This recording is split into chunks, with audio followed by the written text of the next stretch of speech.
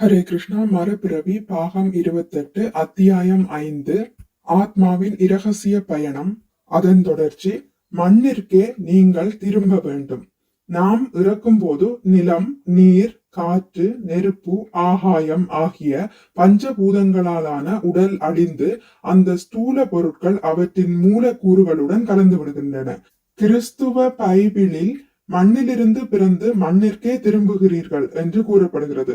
சில சமூகங்களில் உடலை எரித்து விடுகிறார்கள், சில இடங்களில் புதைக்கிறார்கள், வேறு சில இடங்களில் விலங்குகளுக்கு இரையாக எரிந்து விடுகிறார்கள்.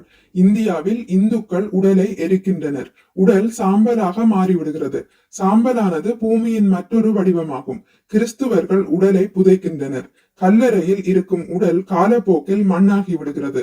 அதுவும் சாம்பலை போன்று பூமியின் மற்றொரு வடிவமே. இந்தியாவில் உள்ள பார்ச்சி இனத்தை போன்றவர்கள் உடலை எரிப்பதும் இல்லை, புதைப்பதும் இல்லை.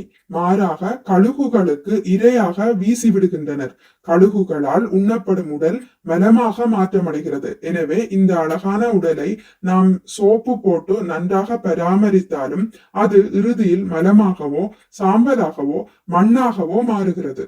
மரணத்தின் போது மனம், புத்தி, அகங்காரம் ஆகிய சூட்சும பொருட்கள் நுண்ணிய ஆத்மாவினை அதன் செயல்களுக்கு ஏற்ப இன்ப துன்பத்தை அனுபவிப்பதற்காக மற்றொரு உடலுக்கு எடுத்து செல்கின்றன.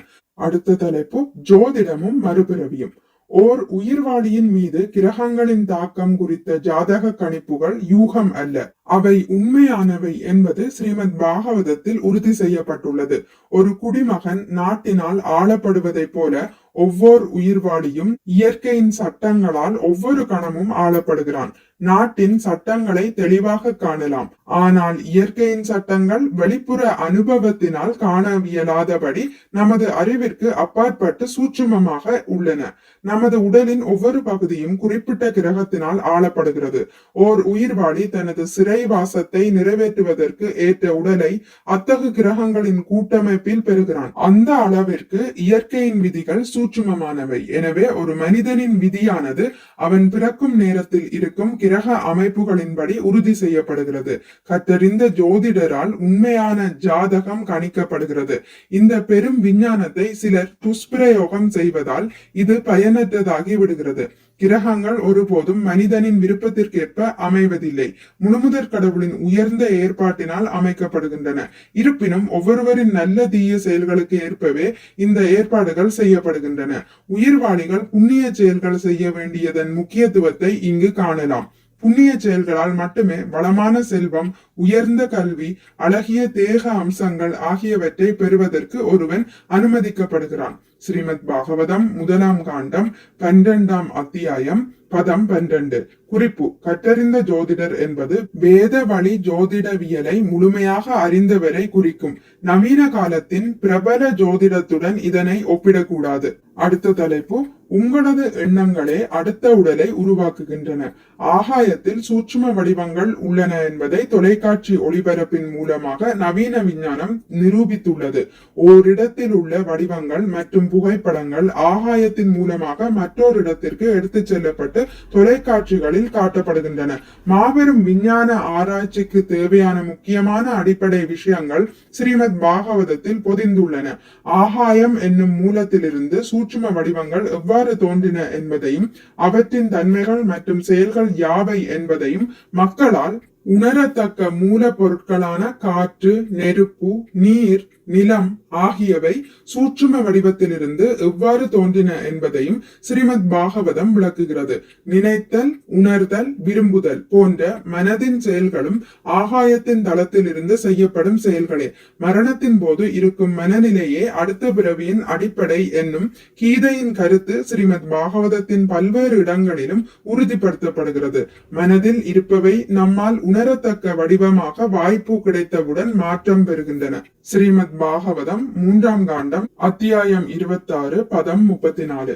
அடுத்த தலைப்பு: மறுபிறவியை சிலரால் ஏற்க முடியாதது ஏன்? மரணத்திற்கு பிறகு மறுவாழ்க்கையும் உண்டு. பிறப்பு இறப்பு சுழற்சியிலிருந்து விடுதலை பெற்று அமரத்துவம் பெறுவதற்கான வாய்ப்பும் உண்டு.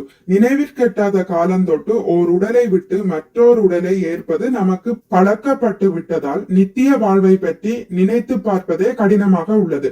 மேலும் பௌதிக வாழ்க்கை துன்பமயமாக இருப்பதால் நித்திய வாழ்க்கையும் துன்பம் நிறைந்ததாகவே இருக்கும் என்று கருதலாம்.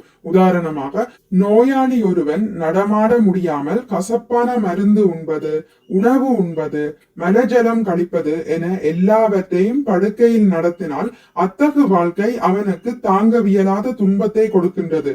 அப்போது அவன் தற்கொலை செய்து கொள்ளலாமே என்று நினைக்கிறான்.